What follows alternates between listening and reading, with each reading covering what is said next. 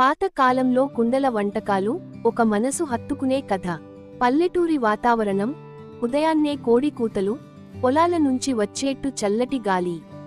ఆ కాలంలో restaurant, gas స్టవ్లు ఏవీ ఉండేవి కాదు. వంటకి ప్రధాన సాధనం మట్టి కుండ. ఒకప్పుడు లక్ష్మమ్మ అనే పెద్ద మనిషి ఉండేది.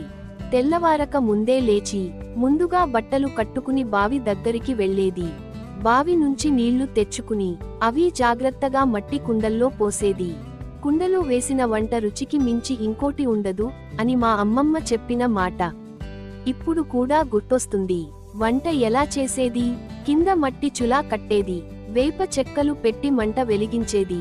మట్టి కుండలో రాగి గింజలు, మినుములు, వేపుడు కారం జత చేసి వండేది.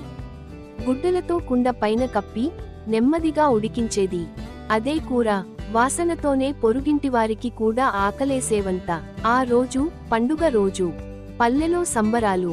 శనగలు, గుమ్మడి, వంకాయ, మినపప్పుతో కుండల పులుసు వండింది లక్ష్మమ్మ.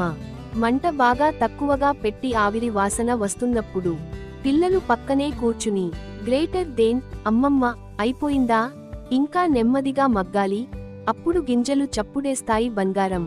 కుండలో అన్నం మాంత్రికంగా ఉడికినట్టు. నీళ్లు కొంచెం, పక్కన ఎండువేపాక, వెంటనే కుండలో తేనెట్టు వాసన. అన్నం తినక ముందే ఒక స్పూన్ గిన్నెలో వేసి దేవాలయానికి యాగం చేసేవారు.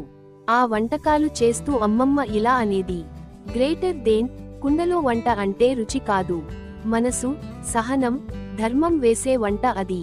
ఇప్పుడు స్టవ్ మీద త్వరగా వండేసే రోజులైనా ఆ కుండలో వండిన వాసన, కమ్మదనం, కుటుంబం కూర్చుని తిన్న ఆనందం ఇంకా ఎవరీతి మళ్లీ రావు. పాతకాలం కుండల వంటలు రుచి కన్నా సంస్కృతి ఎక్కువ. అమ్మమ్మ వంటకాలు మట్టిలో కాదు, మనసులో మగ్గేవి.